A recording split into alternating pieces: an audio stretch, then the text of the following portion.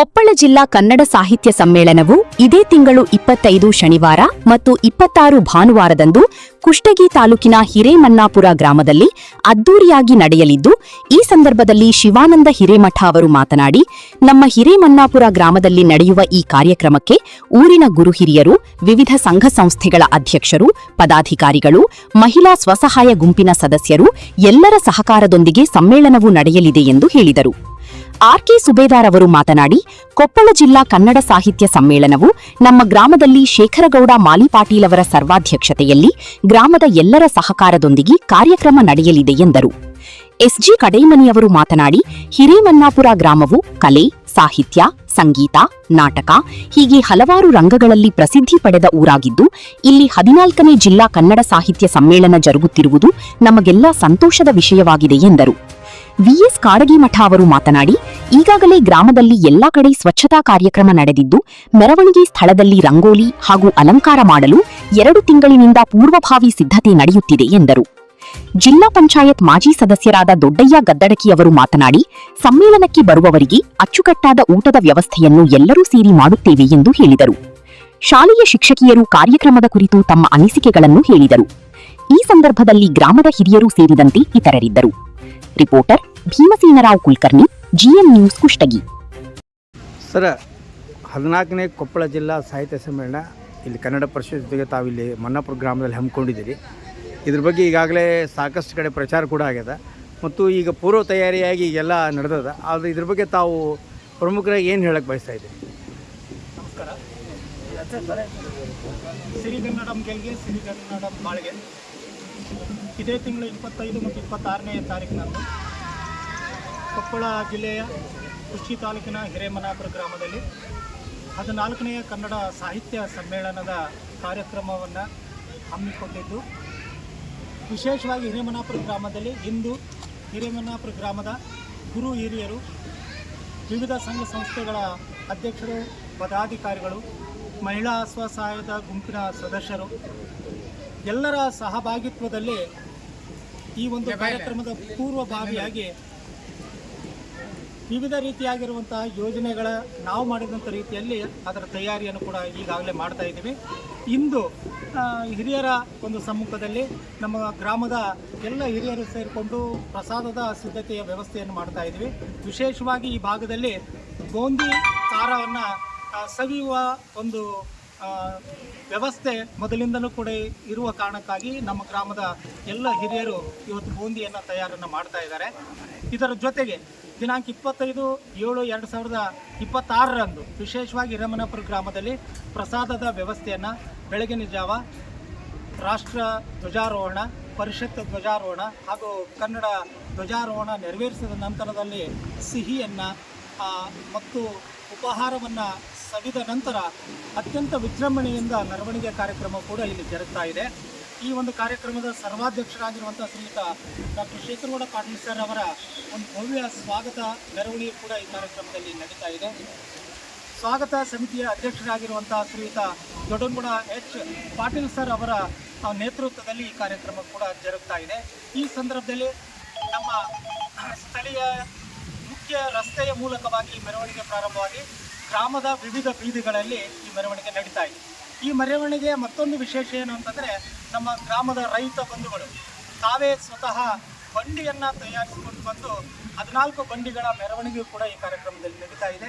ಬಾಜಾ ಭಜಂತ್ರಿಯೂ ಕೂಡ ವ್ಯವಸ್ಥೆ ಇರುತ್ತೆ. ಆಮೇಲೆ ಡೊಳ್ಳು ಕುಣಿತವೂ ಕೂಡ ಇರ್ತಾ ಇದೆ. ಇದರ ನಂತರ ವಿಶೇಷವಾಗಿ ಕರ್ನಾಟಕ ರಕ್ಷಣಾ ವೇದಿಕೆಯ ಏನು ಹುಬ್ಬಳ್ಳಿ ಘಟಕದ ಅಧ್ಯಕ್ಷರು, ಪದಾಧಿಕಾರಿಗಳು ತಯಾರು ಮಾಡಿರುವಂಥ 200 ಮೀಟರ್ ಕನ್ನಡದ ಒಂದು ಧ್ವಜವನ್ನು ಕೂಡ ಈ ಮಾರ್ಗ ಮಧ್ಯದಲ್ಲಿ ಆ ಮೆರವಣಿಗೆಯಲ್ಲಿ ಕೂಡ ನಡೀತಾ ಇದೆ ಸರ್.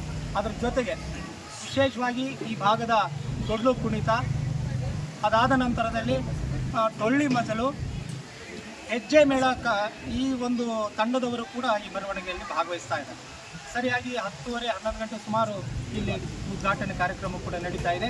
ಅಂದಿನ ಮಧ್ಯಾಹ್ನದ ವಿಶೇಷ ಭೋಜನವನ್ನು ನಮ್ಮ ಗ್ರಾಮದ ಹಿರಿಯರು, ಸಂಘಟಕರು ಅದನ್ನು ವ್ಯವಸ್ಥೆಯನ್ನು ಮಾಡಿದ್ದಾರೆ. ಬೂಂದಿ ಜೊತೆಗೆ ರೊಟ್ಟಿ, ಚಪಾತಿ. ರೊಟ್ಟಿ ವಿಶೇಷವಾಗಿ ಶೇಂಗಾ ಚಟ್ನಿಯನ್ನು ಹಾಕಿ ಅದರ ಮಸಾಲೆ ರೊಟ್ಟಿಯನ್ನು ಕೂಡ ತಯಾರಿಯನ್ನು ಮಾಡ್ತಾ ಇದ್ದಾರೆ. ಚಪಾತಿ ಇರುತ್ತೆ, ಡೊಣ್ಣು ಮೆಣಸಿನಕಾಯಿ, ವಿಶೇಷವಾಗಿ ಅನ್ನ, ಸಾಂಬಾರು, ಮೊಸರು ಈ ರೀತಿಯಾಗಿರುವಂತಹ ಊಟದ ವ್ಯವಸ್ಥೆಯನ್ನು ಕೂಡ ಮಾಡಿದ್ದಾರೆ. ನೆಕ್ಸ್ಟು ಈ ಒಂದು 14ನೇ ಕನ್ನಡ ಸಾಹಿತ್ಯ ಸಮ್ಮೇಳನದಲ್ಲಿ ವಿಶೇಷವಾಗಿ ಗೋಷ್ಠಿಗಳನ್ನು ಏನು ಆಯೋಜನೆಯನ್ನು ಮಾಡಿದ್ದಾರೆ, ಆ ಗೋಷ್ಠಿಗಳು ಬಹುತೇಕ ಸಾಹಿತ್ಯ ಸಮ್ಮೇಳನದಲ್ಲಿ ಅತ್ಯಂತ ಮಹತ್ವವುಳ್ಳಂಥ ಗೋಷ್ಠಿಗಳು. ಈ ಭಾಗದಲ್ಲಿ ವಿಶೇಷವಾಗಿ ಇರುವ ಸಮಸ್ಯೆಗಳು ಇರ್ಬೋದು, ಜೊತೆಗೆ ಇಲ್ಲಿರುವಂತಹ ಸಾಂಸ್ಕೃತಿಕ ಚರಿತ್ರೆಗಳನ್ನು ಒಳಗೊಂಡಿರುವಂತಹ ಪುಸ್ತಕಗಳು ಸಹಿತ ಇವತ್ತು ಅಂದಿನ ದಿನ ಅವು ಬಿಡುಗಡೆಗೊಳ್ತಾ ಇದೆ. ಈ ಗೋಷ್ಠಿಗಳಾದ ನಂತರ ಸಂಜೆ ಸಾಂಸ್ಕೃತಿಕ ಕಾರ್ಯಕ್ರಮಗಳು ಕೂಡ 6:30 ನಂತರದಲ್ಲಿ ಸಾಂಸ್ಕೃತಿಕ ಕಾರ್ಯಕ್ರಮಗಳು ಕೂಡ ನಡೀತಾ ಇದ್ದಾವೆ. ನಾಡಿನ ಸಾಕಷ್ಟು ಜನ ಸಂಗೀತಗಾರರು, ಜೊತೆಗೆ ವಿವಿಧ ರೀತಿಯಲ್ಲಿ ಏನು ಅವರು ಬೇರೆ ಬೇರೆ ಇದರಲ್ಲಿ ಸ್ಪರ್ಧೆಯನ್ನು ಮಾಡಿ ಕರ್ನಾಟಕದಾದ್ಯಂತ ಏನು ಪ್ರಸಿದ್ಧಿಯನ್ನು ಗೊಂಡಿರುವಂಥ ಎಷ್ಟೋ ಜನ ಕಲಾವಿದರು ಕೂಡ ಈ ಒಂದು ಸಮ್ಮೇಳನದಲ್ಲಿ ಭಾಗವಹಿಸ್ತಾ ಇದ್ದಾರೆ. ಅದರ ಜೊತೆಗೆ ಎಲ್ಲದಕ್ಕಿಂತ ವಿಶೇಷವಾಗಿ ಮಳಿಗೆಗಳನ್ನು ಕೂಡ ಈಗಾಗಲೇ ಅದರ ತಯಾರಿ ನಡೆದಿದೆ. ಪುಸ್ತಕ ಮಳಿಗೆಗಳು ಇದ್ದಾವೆ, ವಸ್ತು ಪ್ರದರ್ಶನ ಮಳಿಗೆ ಇದೆ, ಛಾಯಾಚಿತ್ರ ಪ್ರದರ್ಶನ ಮಳಿಗೆ ಇದೆ, ಚಿತ್ರಕಲಾ ಪ್ರದರ್ಶನದ ಮಳಿಗೆ ಕೂಡ ಇದೆ. ಜೊತೆಗೆ ವಿಶೇಷವಾಗಿ ಆಯುರ್ವೇದಿಕ್ ಔಷಧಿಗಳು ಸಂಬಂಧಪಟ್ಟಾಗಿರುವಂಥ ಒಂದು ಮಳಿಗೆಯೂ ಕೂಡ ಇದರಲ್ಲಿ ಬರ್ತಾ ಇದೆ. ಇದೆಲ್ಲವೂ ಕೂಡ ತುಂಬ ಆಕರ್ಷಕವಾಗಿ ಮತ್ತು ಜನರನ್ನು ತಮ್ಮ ಹತ್ರ ಸೆಳೆಯುವಂಥ ರೀತಿಯಲ್ಲಿ ಮಳಿಗೆಗಳು ಕೂಡ ಇದ್ದಾವೆ.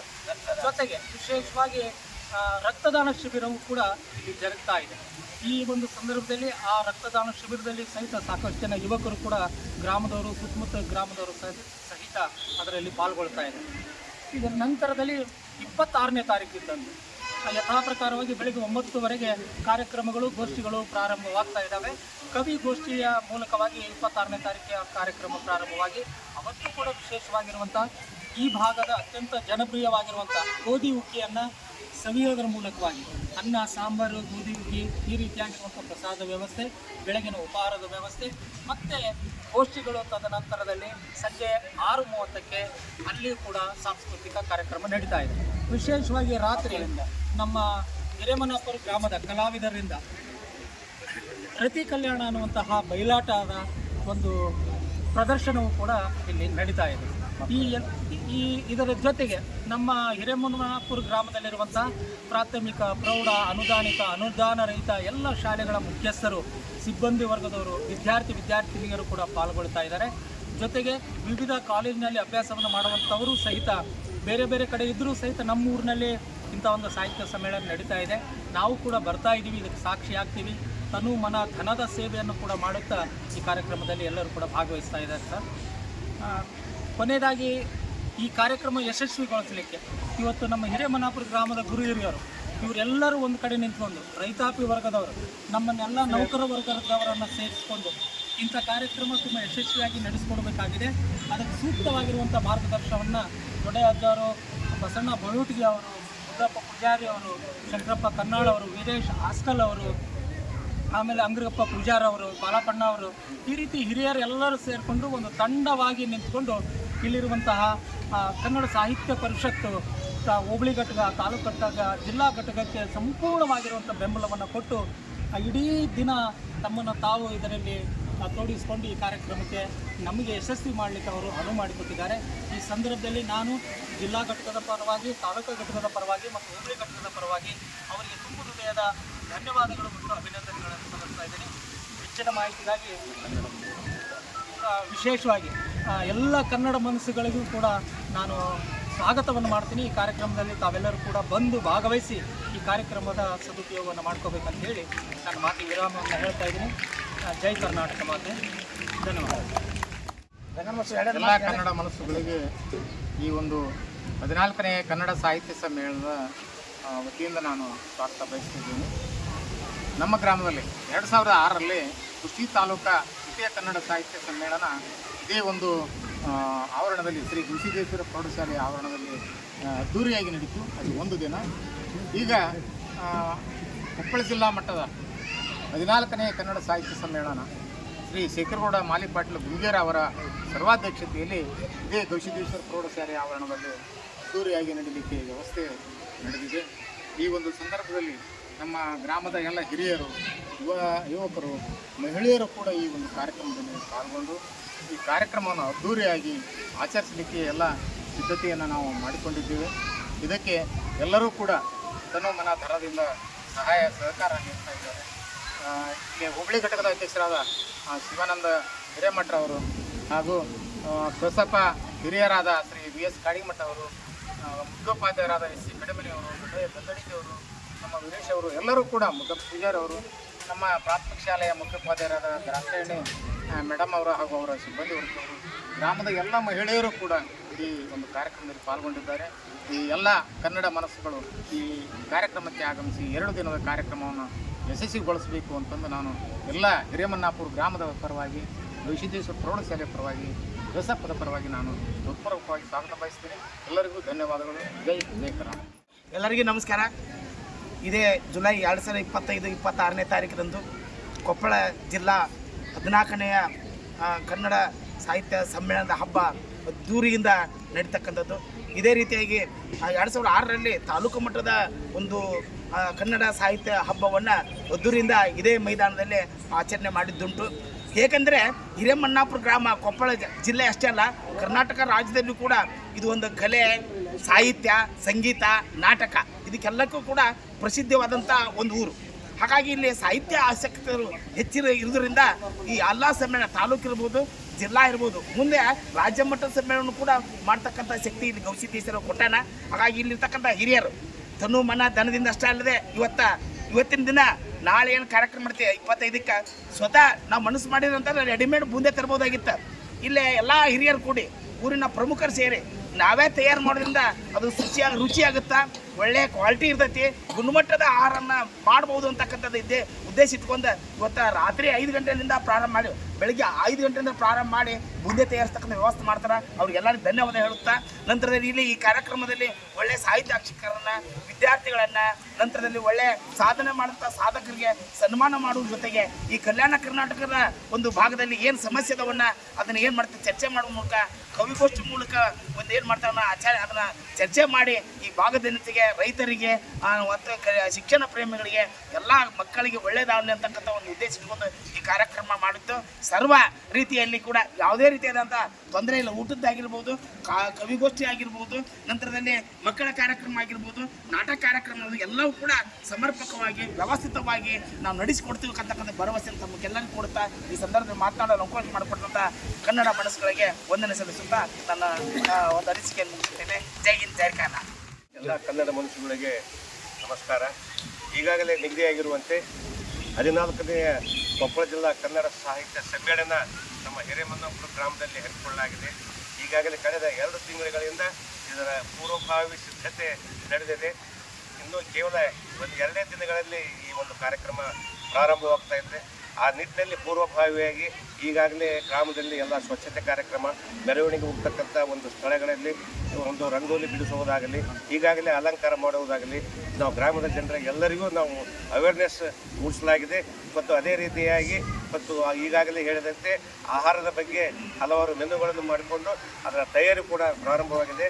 ಮತ್ತು ಮಕ್ಕಳ ಸಾಂಸ್ಕೃತಿಕ ಕಾರ್ಯಕ್ರಮಗಳು ಮತ್ತು ಮಕ್ಕಳಿಂದ ಚಟುವಟಿಕೆಗಳನ್ನು ಕೂಡ ನಡೆಸಲಿಕ್ಕೆ ಈಗಾಗಲೇ ಎಲ್ಲ ಶಿಕ್ಷಕರು ಕೂಡ ಆ ಮಕ್ಕಳಲ್ಲಿ ನಾವು ಈ ಸಿದ್ಧತೆ ಮಾಡಿಕೊಳ್ತಾ ಇದ್ದೇವೆ.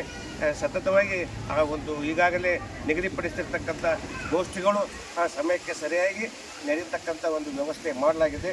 ಈ ಒಂದು ಕಾರ್ಯಕ್ರಮಕ್ಕೆ ಹಿರೇಮನ್ನಾಪುರ ಗ್ರಾಮದ ಸಮಸ್ತ ಗುರು ಹಿರಿಯರು, ಮಾತೆಯರು ಮತ್ತು ಯುವ ಮಿತ್ರರು, ವಿದ್ಯಾರ್ಥಿಗಳು ಎಲ್ಲರೂ ಇದಕ್ಕೆ ಏನಪ್ಪ ಅಂತಂದರೆ ಸಹಾಯ ಸಹಕಾರ ನೀಡಿ ಈ ಕಾರ್ಯಕ್ರಮದಲ್ಲಿ ಪಾಲ್ಗೊಂಡಿದ್ದಾರೆ.